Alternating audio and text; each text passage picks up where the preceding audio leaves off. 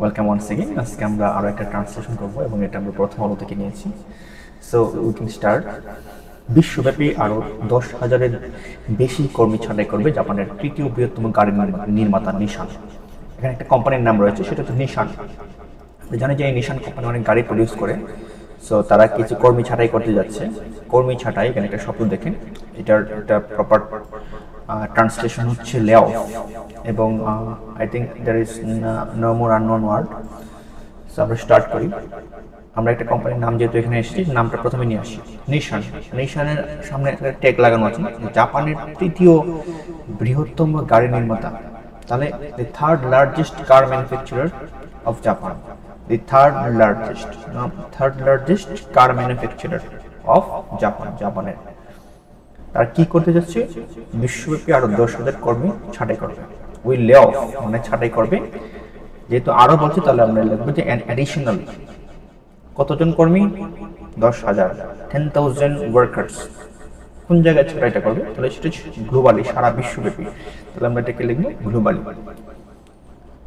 Second লাইনটা দেখেন, ফলে নিশানের পূর্ব ঘোষিত ছাঁটাই সহ মোট কর্মী ছাঁটাইয়ের সংখ্যা বেড়ে দাঁড়াবে হচ্ছে প্রায় 20,000, যে কোম্পানির মোট কর্মী প্রায় 15%।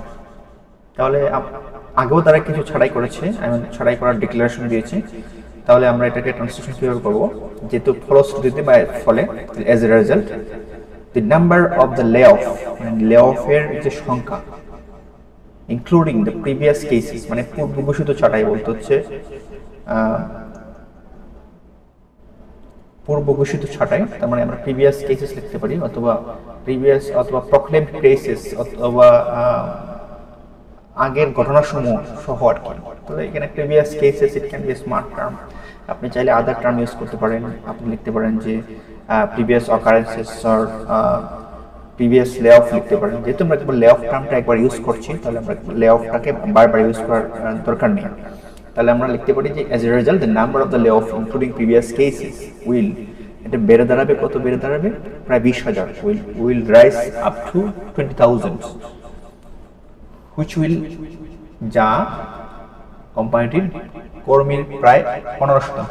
তার মানে which is approximately, যেহেতু প্রায় লিখছে, which is approximately 15% of the total manpower of the company. Manpower লিখতে পারেন অথবা ওয়ার্কফোর্স লিখতে পারেন, ইটস আপ টু ইউ। জাপানের সরকারি সম্প্রচার মাধ্যম এনএইচকে আজ সোমবার এ তথ্য জানিয়েছে। তাহলে আমরা এখানে লিখব কি?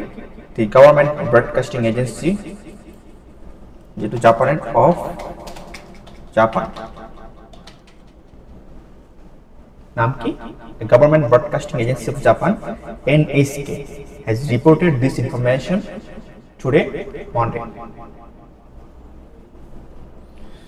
So I think this is the translation, and আমরা জানি যে এখানে ট্রান্সলেশনের ক্ষেত্রে আমরা যদি পুরো বিষয়টা আরেকবার দেখি, যে তারা বিশ্বব্যাপী আরও 10,000 কর্মী ছাঁটাই করবে, এরকম সংখ্যার সাথে যদি আরও লাগানো থাকে, তাহলে আপনি an additional amount of or further দিতে পারেন, ফার্দার 10,000 দিতে পারেন।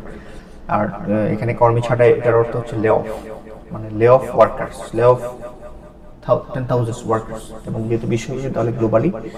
এবং এখানে একটা ট্যাগ লাগানো আছে, আই থিঙ্ক জাপানের তৃতীয় বৃহত্তম গাড়ি নির্মাতা, তাহলে হচ্ছে third largest car manufacturer of Japan. এই অ্যাডজেক্টিভটা কিন্তু পূর্বে দেওয়া আছে। তাহলে আমরা নিশানের সাথে আমরা এটা ইউজ করবো। তারপর হচ্ছে আবার সেকেন্ড লাইন একটু দেখেন, মানে বেড়ে দাঁড়াবে প্রায় 20,000 কর্মীর সংখ্যা, কর্মী ছাঁটাইয়ের সংখ্যা বেড়ে দাঁড়াবে প্রায় 20,000, যা কোম্পানির মোট কর্মীর প্রায় 15%। তাহলে আগের কেসগুলো নিয়ে টোটাল হচ্ছে 20,000, will rise up to 20,000, which is approximately কথাটা ইউজ করবো, কারণ হচ্ছে এখানে সংখ্যাটা প্রায় দেওয়া আছে। তাহলে এইসব ক্ষেত্রে আমরা প্রায় ইউজ করতে পারি, approximately, nearly, or close two, or about, এভাবে আপনি ইউজ করতে পারেন। বিভিন্ন টার্ম আপনি ইউজ করতে পারেন।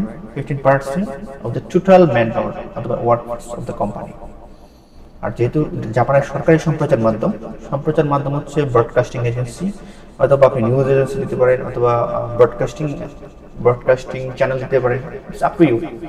So that's all for today, and I think we will discuss further issues in the next videos, and Obviously, if you are interested with these types of translation or many other things related to your job market, so you can subscribe and you can follow the channel for later updates. So thank you.